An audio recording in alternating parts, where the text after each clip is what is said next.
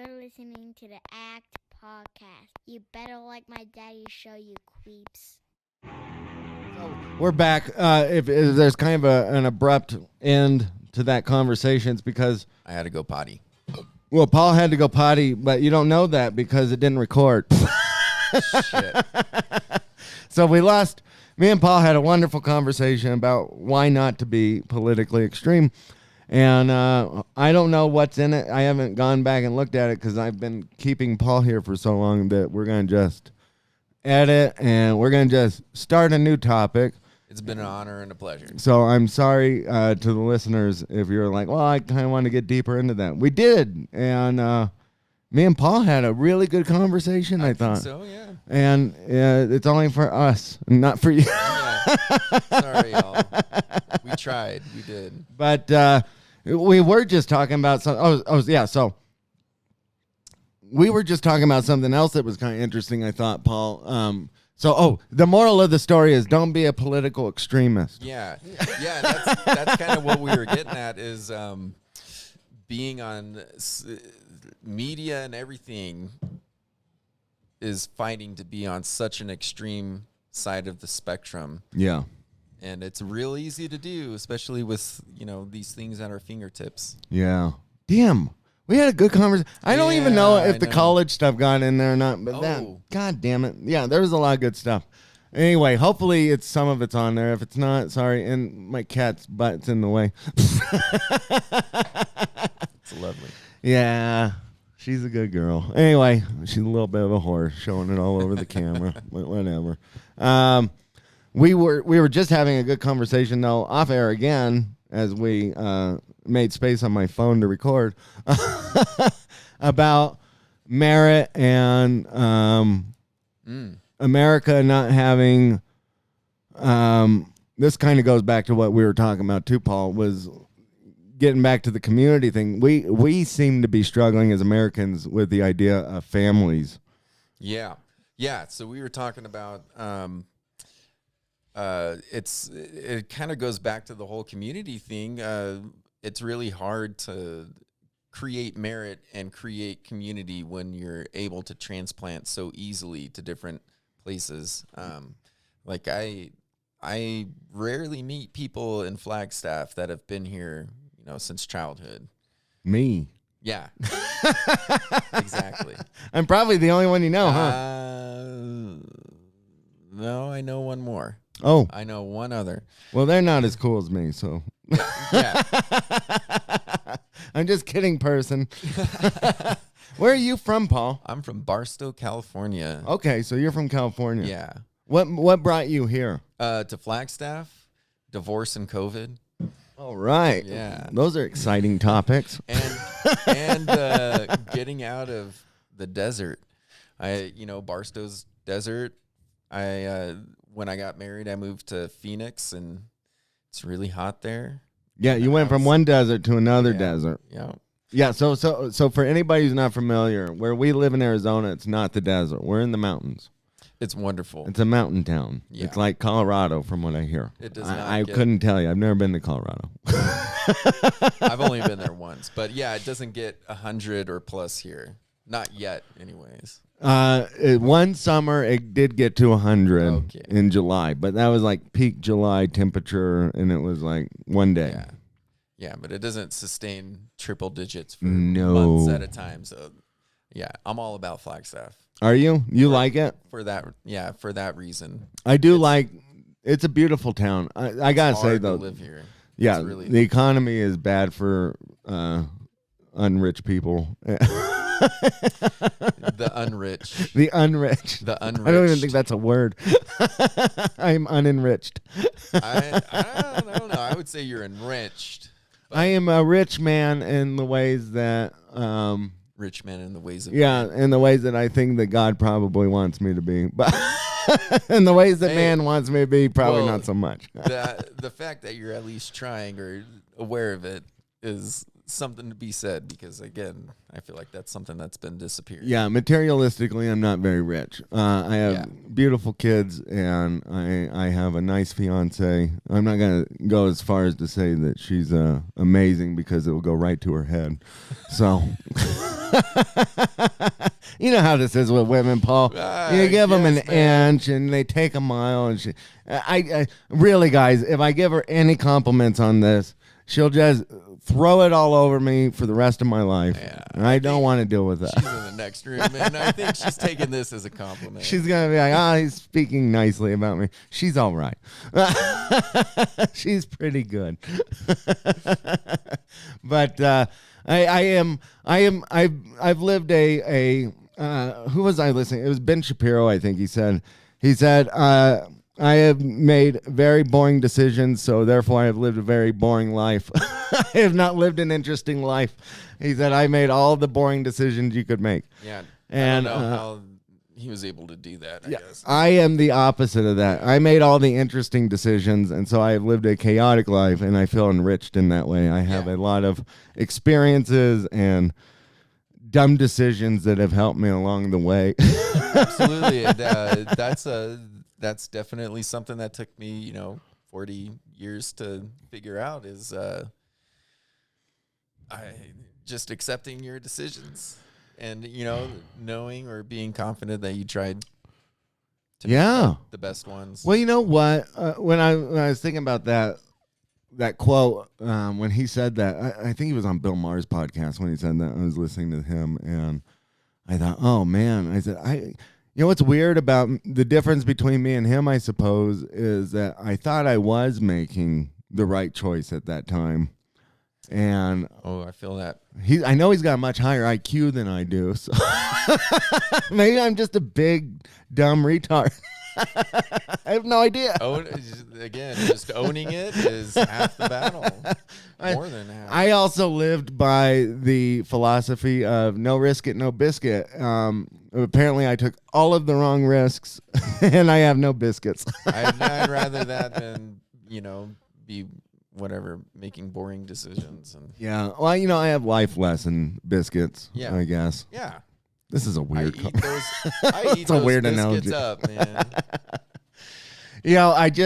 What does make me happy though is that there's people that I know who I see that are young or whatever that are, they for whatever reason seem to just be making all the right decisions. And I don't know, maybe I'm overblowing it or whatever, but that makes me super happy to see that. You know, I do get off on seeing other people have success that I know. Absolutely. I love it. And that's, one of the greatest things about being a teacher is, it's very rare, but you get to see those, and you get to learn to enjoy the things to make it less rare. Yeah. As a teacher. And it just disappeared. COVID took that too. Man, I cannot express how much that affected education. Oh, no, you don't have to express it at all. I mean, anybody who has kids that were in the public school, we saw it. We saw how badly it affected things. It's pretty devastating. I mean, COVID was really the stamp on the letter, but it's been going down for a while. It has. Education has. Well, just in general, I think you're right with that. I don't know if it's in our last conversation or not, the part that we did get recorded, but yeah. Again, with the liberal arts universities of colleges and stuff like that, of teaching the actual stuff is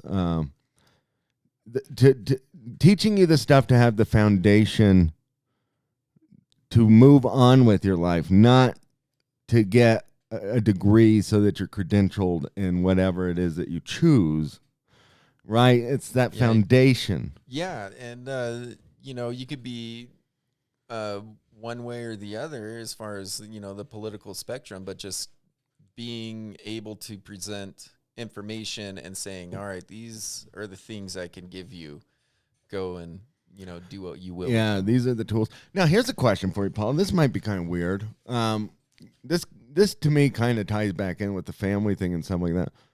Have you, the older you got, now I was super duper atheist growing up. Well, actually, no. Okay, let me rephrase this. I grew up in a church, going to church every week and stuff like that. I never bought into it. Mm-hmm. I didn't know what I was, but I just knew I didn't buy into it. The older I got, the more I got into the atheism thing. And then the older I got from there, I started getting more agnostic. Like, maybe there's something out there, but I don't want to pinpoint a religion to it.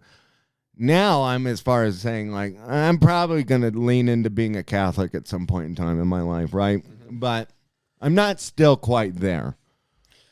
How with you? How are you in your spiritual journey? Because I think you said you were atheist, right? Well, I've been through a very long and complicated journey. I grew up Southern Baptist, very conservative. Went to a Baptist university, and really in that university, which was really hard, Baptist. The college I was in, the program I was in, I had professors that really were, like I was saying, they were very religious. Some of them were very conservative. They gave me information, and they didn't try to sway me any one way or the other. So I did explore the Episcopal Church, and then I did go on to explore Catholicism. And, going back, like, I tried hard to feel the same feelings that, like, my parents or my brother had in, singing the hymns and praying and whatnot. And I feel like I really tried, and then that try took me to Catholicism. And before that, I went to Greek Orthodox. Interesting. Yeah. So I've thought about that too. Me and my friends. So what really drew me to those more traditional styles of Christianity was I don't know, I felt more with the ceremony involved. Like, you have a homily, you have communion, every service, and that wasn't a regular thing growing up Baptist. Now, okay, so correct me if I'm wrong, because I grew up in an Assembly of God church, which was Protestant.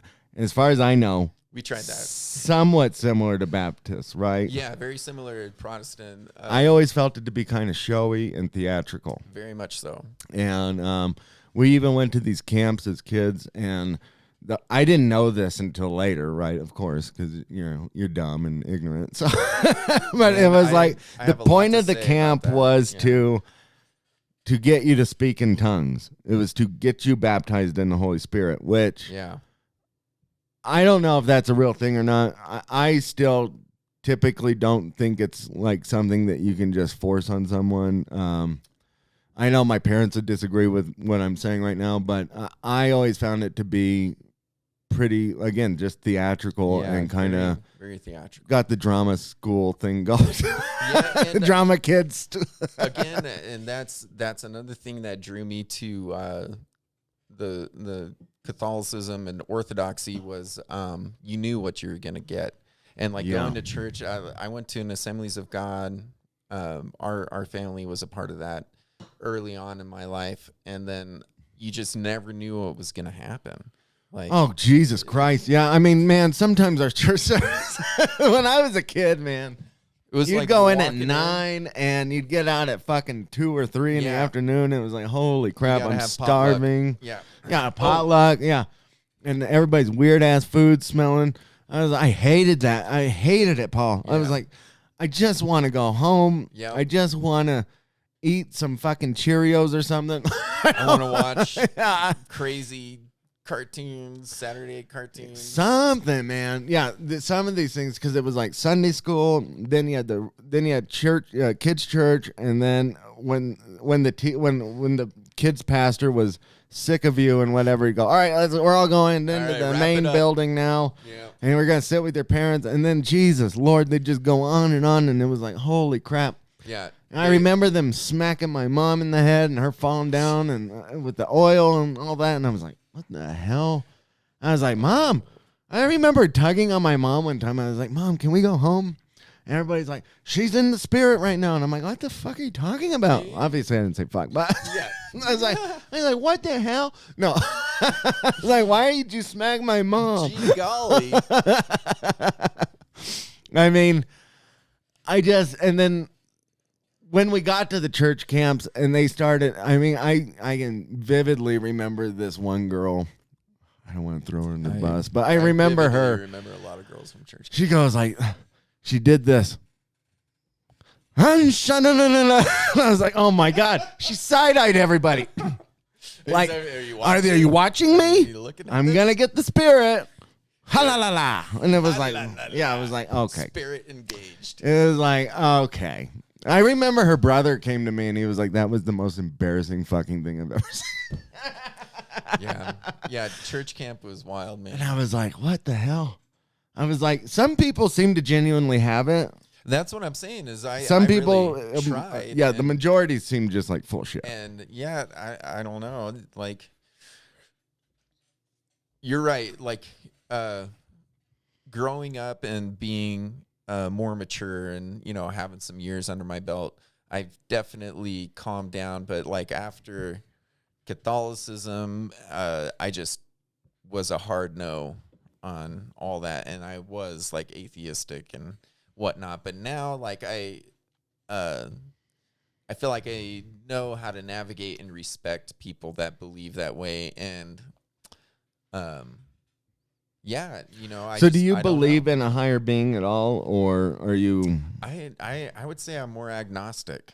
Okay. It's the same thing with aliens. You know, I'll believe it when I see it, I guess. I'm not denying it, but again, like, I just haven't felt like my brother or my parents felt trying to get that spirituality. I think that's the issue for me too, is that I look at it in a more intellectual way because I'm so smart, but not really. No, you're a smart guy. I do look at it more intellectually. Like, I do have a hard time with like the getting baptized in the Holy Spirit and all that kind of stuff. I think there's a lot of really good stuff in the Bible that as a wiser person now, I can sit there and go, oh, okay. Yeah, maybe that's what it meant. Yeah. Maybe I was being a dumbass and taking everything too literally, or expecting to see God float down on a cloud. And it's like, that's too over the top. Like, I'm being cartoonish now, right? I'm expecting some great miracle when maybe the miracle is Paul's been introduced into my life, and that's a pretty fantastic thing, right? Like, that's an opportunity. I didn't need God to come down on a cloud and say, listen, be friends with Paul. You know? Yeah, you didn't. Yeah, you could do good stuff on your own, but you know, what is it? Pascal's wager. Are you familiar with that? Yeah, explain it again, though. So Pascal's wager is, you know, I'm going to do as much good as I can because I know what's good, just in case, you know, there is a heaven. Yeah. You know, and I feel like I kind of approach it like that. Like, I'm going to be a good person, and I feel like I have a good idea of what that is. Yeah. I know when I fuck up and say bad shit, and I try to, you know, make amends. But it's not just in case. It's like I do that because I want to be a good person. But yeah, Pascal's wager, that's basically what it is like, you do good just in case. You know, I haven't seen any evidence, but I'm going to do it just in case. Well, I think too, it literally costs you nothing to believe in it. No. Right? And other than like maybe some pride you might have in yourself or something, or feeling silly. But that's very like personally. Yeah. And you know, that's very that's like the idea of evangelicalism, is it's very personal. And I don't know. Forgot where I was going with that. It's a personal Jesus. Yeah, well, so I think the thing, like... Oh, I remember. Oh, say it, go for it. So, so like that's the evangelical model. But so it's like very personal. Got it again. It'll come back. It always does. Does it have to do with morality? It has to do with... It'll come back. Well, so what I've noticed with like some of the, especially like I used to follow the New Atheists a lot. I don't know if you know who they are. I don't know. Like Sam Harris, Richard Dawkins, Christopher Hitchens. Oh yeah, okay, yeah. Christopher Hitchens. Yeah, I mean, those guys make some pretty good points, but I thought they did. yeah, I just never heard the other arguments to the contrary. Well, let's hear it. Well, I can't go into all of them right now, but Well, no, lately, yeah, there's a lot of people that are making points. The other guy who used to be a part of that was Douglas Murray, and even Douglas Murray is like, I don't think I can stand in that lane anymore and just sit so defiantly. And there's people like Dawkins and Sam Harris who haven't necessarily switched up on their opinions, but they don't make the same. They're making the same compelling arguments that they made 20 years ago, but now they're not holding up and people aren't listening to them anymore because you start to get the sense that they haven't really looked into it as deeply as they could, if that makes sense. Yeah, and again, going back to like my transition into like being a hard atheist and the fuck all this shit, and with age, you know, kind of looking back and seeing how it's not black and white. The world is ever changing, and just trying. I guess I would say that's probably the best way to describe those two in particular, because Hitchens is dead. Yeah. But they're very literalists.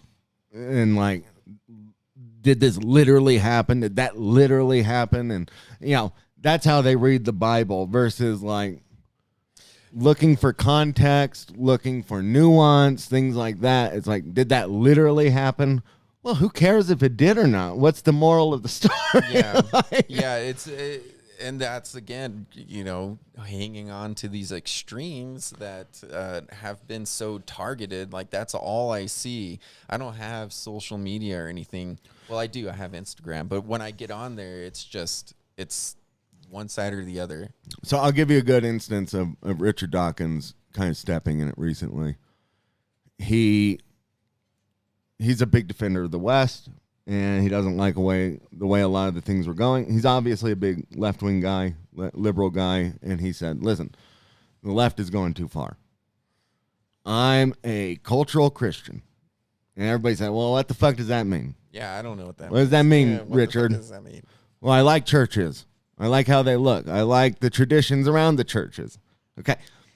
But I'm not a Christian. I don't believe in God, but I like all this stuff that is produced. And it's like, okay, well, then that means that there's probably a deeper truth there, man. Well, one thing I will say that I really miss about being in a church is the community. It's really hard to find that right now. And I feel like I've been up here for 6 years, and I'm just now starting to be able to build that. Yeah. I mean, with you just kind of passing by, you know, kind of very organic. And that's really hard to do. It is. And listen, I have a hard time going into churches myself, okay? I don't have this want or need to go to a church all the time. I don't particularly. The reason I would choose Catholics is I do believe in a lot of their doctrine, or I don't believe in a lot of it. I think a lot of it's probably correct. I got problems with the church as a whole. Yeah, the organized religion is really where I guess my issue lies. Like spirituality, right? I don't know, and I guess that's what I was getting at with making it a very personal thing, is not attributing or going with like the well-established religions like Catholicism. And I really appreciate Catholicism. Yeah. And again, it really is going back to that routine. So I don't want to cut you off, but the thing I'm feeling about this is that men are fallible. Men make a lot of mistakes. And as much issues as I have, right, this is where we as a society are lacking in general, in just everything, not just the church. But we have done this thing now where instead of, like, people say, I don't want to deal with organized religion, it's corrupt. Okay, but you pulling out of it completely is not going to fix it, right? No, yeah, right. We as the community need to fix it. right? Now, I know it gets into the weeds and everybody's Yeah, got different there's ideas there's and a whatever. lot of cans of worms. But if you believe the Bible, then the church was ordained by Jesus Christ. The Catholic Church was, not baptism, sorry, Yeah. not Baptist. The Catholic Church was. Yeah, and even that's controversial. Yeah, But, that is, but yeah, I see the vein. in theory, right? And so how do we fix that? How do we keep that going? And how do we keep the leadership accountable? Because it can be held accountable, right? Yeah, and all the ideas are there, written in the church doctrine. But I don't know. It's kind of the same thing as politics. It's like, this is what it says. I understand it. You have to take what I say. Okay, the only thing I can say that I know for sure and for true, and there's this strain on the right and the left and in the church, this populist movement, which I'm not anti-populist, but this idea, I had a real issue with when people were pulling down statues, and I have a real issue with people trying to destroy institutions because it's real fucking easy to break things down. But I know this, and I know you know this too, Paul. We're not smart enough to build anything new or better. It would be really hard, but I mean, I feel like with the right. I certainly don't think we're agreeable enough to even fucking sit down and figure out what that institution's going to be. So I think the best option right now is to fix the ones that we have and make them what they're supposed to be again. I think that's a really good, strong point. Make them what they were intended for. Yes. And there's been a lot of switching around. I don't even know what things were intended for. Well, universities we can start with, right? Okay. We don't want to be indoctrinated. We don't care what your politics are. Give us the facts. give us the pathway to knowledge, right? Right. Yeah, I love it. That's the first place to start. And same thing with like the popes, right? I don't need your idea of what you think the interpretation of the Bible is. Give me the Bible. Well, you don't want to get into, you don't want to be a Catholic then. I know. Well, listen, the popes are a huge reason why I probably would never be a Catholic because I don't. Orthodoxy is for you then. Yeah, I don't. Well, right, and I see Catholics bending over backwards who don't agree with the Pope at all. Yeah. Trying to defend this guy that they don't agree with at all, and he's wrong about this. Well, then why are you listening to him? Right. Ever since the Vatican II, it's all fucked up. It's like, okay, II. well, then what are you going to do about this guy right now? I don't know. I think it really goes back to how, with that topic, just how quickly things are changing. And you mentioned Vatican II, and that was their attempt to try to bring things up to speed in this ever-changing and quickly changing world. And now, like the last couple of decades, the changes happen so fast that I think a lot of like those ancient institutions are scrambling, trying to figure out like, what vein of the world do I need to go in? I think a lot of the problem with it is that, again, everything's being seen through a political lens. Absolutely. And so that's the first problem. It's very divisive. The Bible, if you just read it as it is and take the natural lessons out of it that you should, some of it's going to land on the left, some of it's going to land on the right, and let it lie where it lies. We have all these interpretations of history from back then, from Romans, from Greece, and these stories of the Bible, like that's a little window into that time. Albeit it's for a specific group of people, but it's a very important piece of history. And I think when you try to take the poetry out of it and make it so literal, it really loses a lot of magic, and it really kind of isolates people like me to be so hard on. Like it's this, it's literal, or, it didn't happen, Yeah. Like maybe it happened, maybe it didn't, but there's definitely some insight to their lives and how they dealt with. To me, there's a fundamental truth in it. There's a reason it survived this long. And everybody's so down on everything now. Yeah. Well, it's because this was pushed onto us and blah, blah, blah, right? Yeah. There's always a million reasons as to why it survived. But, okay, regardless of whatever the reason it survived for a long, long ass time. And there's a reason for that. And there's a reason why people, even like me and Paul, where we believe it, then we kind of don't, and then we kind of believe it, and there's a reason we're grappling with it. Some people say, well, we're engaging with it. Now listen, Paul, this is an amazing story, right? Because people say, well, it's because you guys were indoctrinated into it when you were kids. My kids weren't. And my son talks about God more than I do. Oh, man, my daughter, Where'd he get it from? Yeah. I didn't take him to church. I gotta know. I have an idea where they got it from. But yeah, I agree. I have no idea where my kids got it from. It doesn't matter. And like my family growing up, that was it. I mean, we were at church 3 or 4 times a week, and I wasn't terribly resistant. I had a lot of metal albums that I got at the Christian bookstore, Zao. Yeah, but you got it now. Now, Paul already admitted to me off air a while ago that he doesn't know what Striper is, and we're going to change that. Yeah, let's change that. Bring me back to the days. But go back. Go forward. What were you saying? So like I really tried to stay in that vein of Christianity, albeit my parents hated 90-Pound Wuss and Zao and Living Sacrifice, all these metal bands, but I was just like, they're just reciting psalms. Mm-hmm. That's all they're doing. Yeah. But yeah, really trying to find my place in that style of life, and it was really hard for me, and I'm kind of fucked up anyways. Like and that's another thing is like I didn't realize, and that's another thing that comes with age, is I didn't realize like I could do things to help my mind not be so chaotic. Yeah.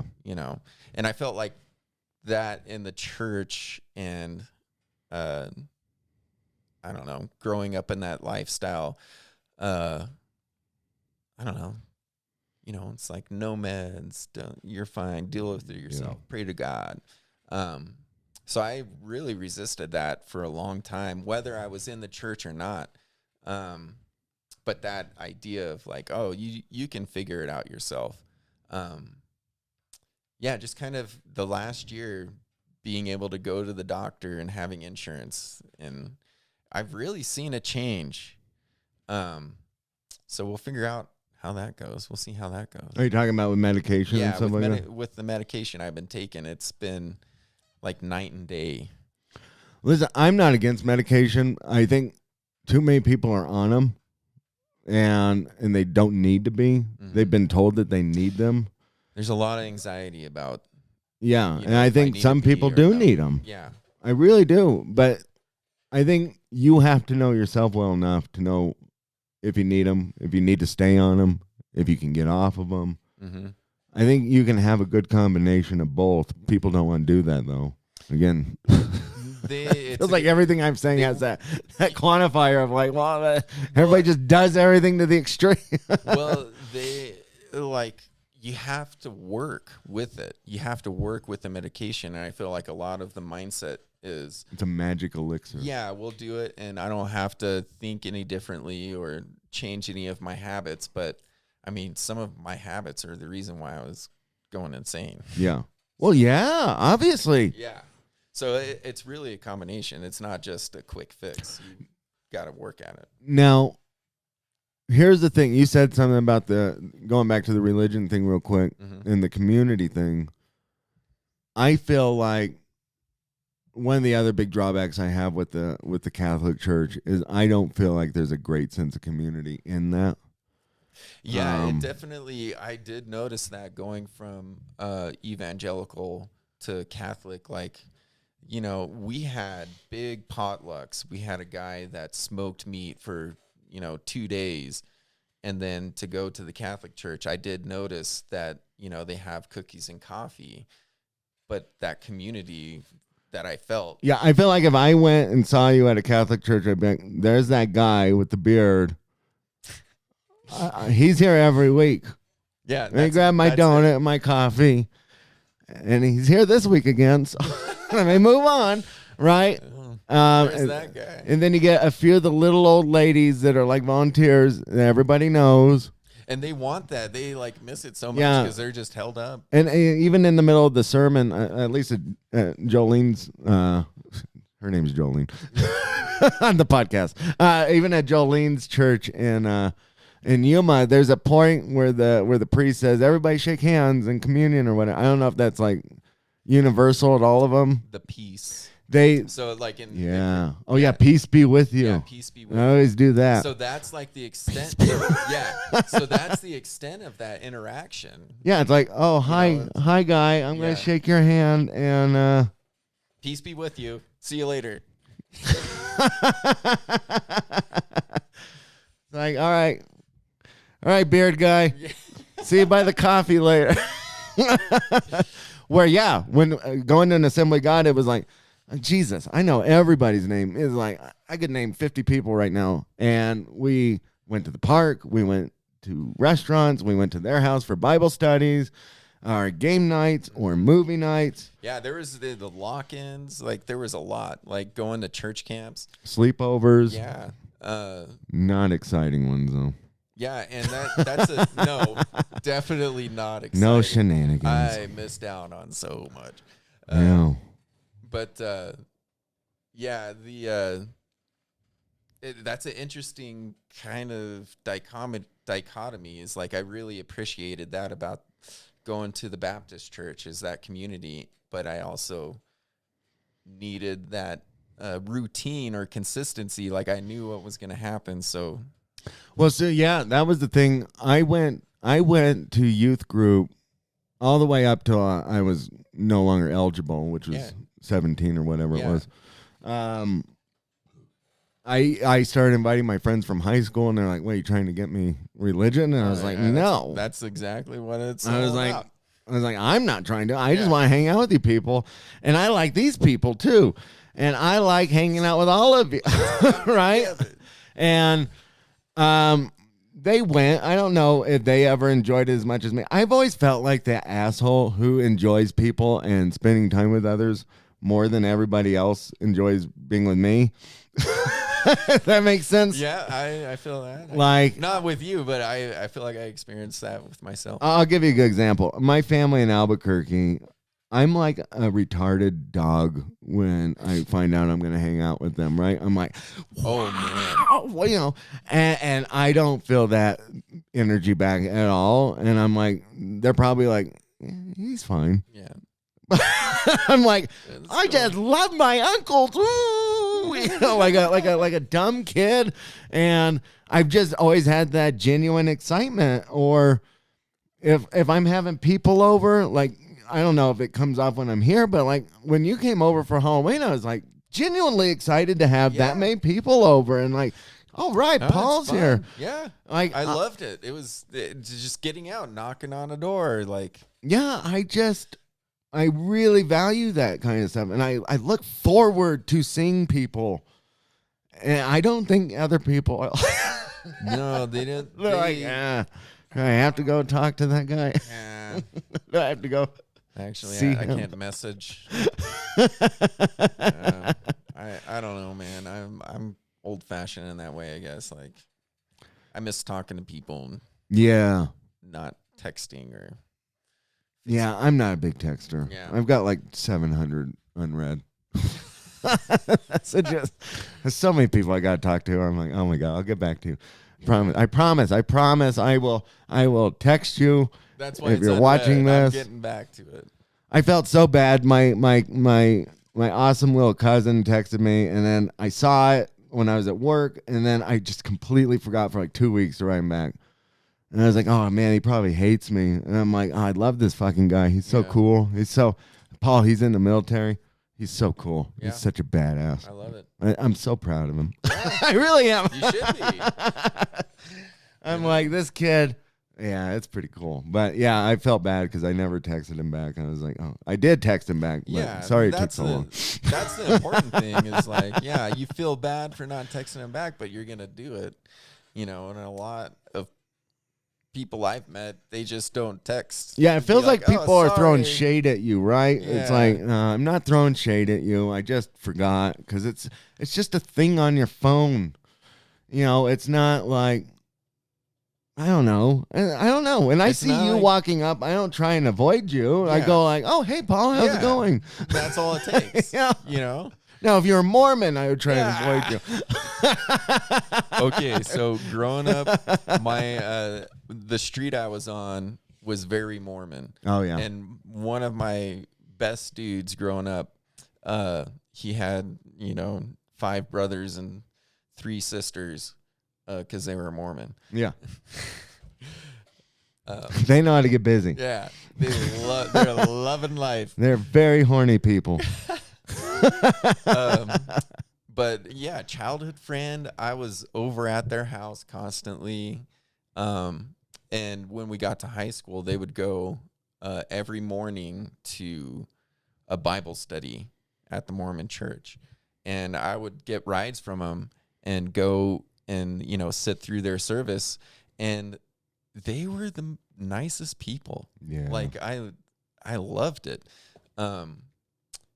Yeah, I didn't quite agree with their whole philosophy and religion, but I will say, okay, they give Mormons shit because their religion was established in, the 19th century or whatever, and it's too young, so knowledge and authenticity has to come from the church way back then. Yeah. And they just did the same thing way back then. That's kind of how I feel is like, Judaism, the Hebrews and Christianity, they were just coming up with ideas to try to deal with life. And that's, I feel like, what the Mormons did. It's just not that far or not that long ago. I heard arguments about why it's not just the youngness of the Mormon church, but I can't remember them. So that's probably uninteresting. Yeah, that's all right. I've not remembered a couple. Now, of here's the names. question, though. Okay. Were all your Mormon buddies, like, hyped up on caffeine, like, 24/7? Oh, no. They don't. Really? They don't. That's like All against, of the Mormon kids I know, Really? right? They were against it, right? It was Yeah. against their religion. Dude, these motherfuckers would come in with like 2 liters of Mountain Dew and their coffee. I was like, I don't know. They were pretty strict at that place. And mine were they, very loose. Yeah, they bought into it like hardcore. Yeah. Yeah. Yeah, these guys were like Vegas prostitutes with how loose they were with that. I was like, good Lord. Always had that stuff. Like a French horror during wartime. Yeah, man. Anyway, well, okay, Paul, let's end it there. Will you do this again? Absolutely. Yeah, This I is want. fantastic. I'm really disappointed because we had a really cool conversation. Hopefully, this is still pretty cool. I think this is pretty cool, but yeah, I'm I mean, upset I'm because having we lost half of the other one. Yeah, I'm having a great time. But let's end it there, and we'll have you back on again at some point, and we'll just bullshit some more about how things are going. Yeah, I love it. We solved all the world's problems tonight. You Just just like don't that. know it. No Thanks for coming problem. on, though, Paul. Absolutely. Thank you very for much. having And me. follow us on Instagram and Twitter and YouTube and Spotify and Apple. I have all these things. I'm still not on Blue Sky. I don't think don't they'll even let me know on what Blue Blue Sky. Sky Yeah, is. I don't think they'll let me on. It's the left-wing Twitter now. Okay. I don't think they'll let me on there, though. I say bad words. Well, fuck them. We'll see, though. My I cousin know. told me about it. He goes, you should get on Blue Sky and see how long you last. I said, not long. Oh, that sounds like a challenge. One day I'll do it. But keep your eyes peeled for any new recommends videos and share and pass along and comment. Let us know what you think. And yeah, I guess that'll do it. Thank you for listening. Thank This you. is The Act.